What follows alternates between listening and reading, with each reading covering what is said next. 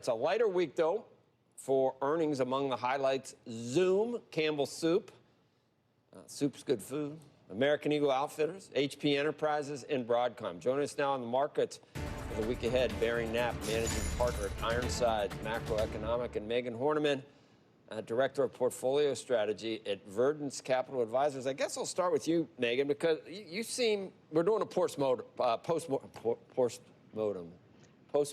on Jackson Hole. And you seem to think that Powell effectively separated the tapering from rate increases, and that could be a positive and just in terms of allaying fears in certain market participants, right? Yeah, absolutely. I think he did. He didn't surprise markets. This was what Becky alluded to earlier. He's definitely leaning more towards the dovish camp here. He's reassuring markets that we won't raise rates anytime soon, but the economy can withstand some tapering. So I think that is supportive for risk appetite and the equity market long term. Barry, I think that, and I don't know what I'd do without the op-ed pages of the Journal, but they make me think, and I like to think on a Monday I need a little help, shaking me into, a new week and everything else. But talking about Powell, that this was really a political speech and a sales job to get another 4-year term. But in talking about what Powell said, I think the Journal agrees with you to the extent that we may be a little behind the curve already. He attributes inflation to transient things, but the inflation in the last 6 months has eaten away more than what we've gained in wages. It's already eaten into low-wage workers. So we're going to go through the same cycle where we stay low. Low-wage workers are the ones hit by inflation. People with assets are the ones that make money because they stay at zero and assets get marked up. So income inequality gets worse. And then we get another round of, we got to raise taxes, we got to do income redistribution and everything else. And the Fed takes no responsibility for it. I thought the most fascinating part of his speech was when he talked about learning the lessons from the 1950s. I've written a lot about how this period is actually like the 1960s, where at that time the Fed thought that they had learned the lessons of the 50s. We had 5 recessions after World War II. They were very focused on inflation. JFK got elected. He appointed a number of Keynesians into the Fed. The emphasis changed from inflation to employment. Early on in the 60s, it was a pretty good period for equity markets. It was a pretty good period for nominal growth. But eventually, by around about 1967, as you intimated, LBJ was starting to tax their way out of the growing deficit problem, and inflation was getting out of control. So I just thought that was all very curious. I mean, my message here has been the Fed is going to have to taper sooner rather than later. I think they'll do it in September after a stronger than expected employment report, and again, another round of very strong house prices on Tuesday, which is one of the real reasons that they should be tapering.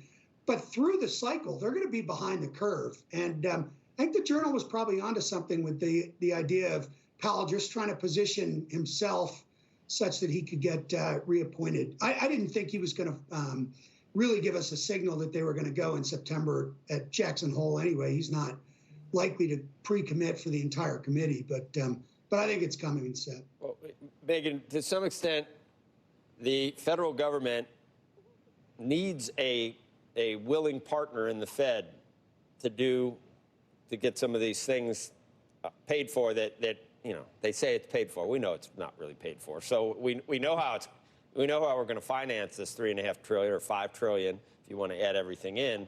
And Jay Powell needs to be there as a partner to the government. Right. He's got to keep interest rates, even though I think one of the bigger risks to the market right now is in the interest rate market because their yields just haven't moved, even with the good economic data. But at the same time, you're exactly right. The federal government needs a dovish person in the Federal Reserve because of the fact that we cannot finance the amount of debt that we've taken out if interest rates spike significantly higher from here. And just because they haven't doesn't mean they won't. Exactly. And that's the thing. They tend to move rapidly and when least expected. And I think that we're due here for just looking at where we are. We've talked about inflation.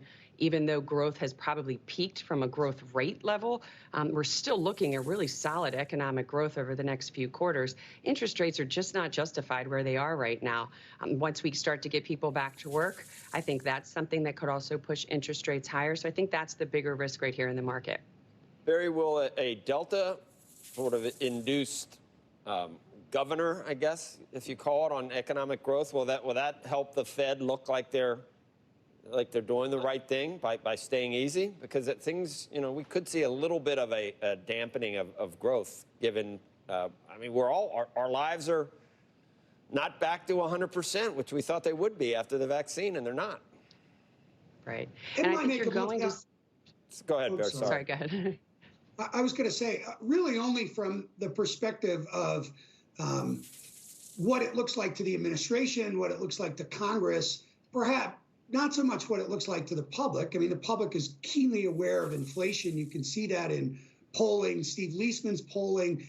If you break the University of Michigan sentiment numbers out by political party, independents, the public is very concerned about inflation. So I don't think Delta gives them very much cover, nor do I think it will slow growth much. I agree with the other guest. We've reached peak growth. Growth will slow, but it's not going to be slow, right? So there's two real channels to think about here when the Fed does reduce asset purchases. That is the market vulnerability. One is that real interest rates are exceptionally, exceptionally low. My former colleague, Rick Reeder, talks about it every time he's on. The Fed is buying 100% of the supply of Treasury inflation-protected securities. When that slows, those real rates will jump. And then they're suppressing fixed income volatility through their purchases of 100% of the supply of mortgage-backed securities. So when that slows, vol will jump and we'll have a risk-off event. So there's not much they can really do to prevent something of a market reaction to all this. And I think they do need to get started because they are behind the curve. And just real quickly for actionable ideas, Megan, what does all this mean for where you focus your buying in equities? Yeah, so equities, I still think you may have short-term disruption, and we expect that. We haven't had a pullback this year. We're going into a negative seasonality type of a month in September. So I do think you have the risk of a pullback. We've had a little bit of extra cash on the sidelines to take advantage of opportunities because long-term equities is where you should be. Right now, we still do kind of like, we still like that returning economic growth story. So we still like some of those cyclical sectors, specifically the small and mid-cap area in the U.S. They've also had they've lagged here as of late. And then internationally, don't forget about the developed international markets. They tend to lead to be more cyclical anyway. So they have lagged the U.S. Valuations look attractive, especially relative to the U.S. So we like the developed international markets as well. Okay, very good. Megan Horneman, thanks. Thank you. And Barry Knapp, have a good day. When we come back.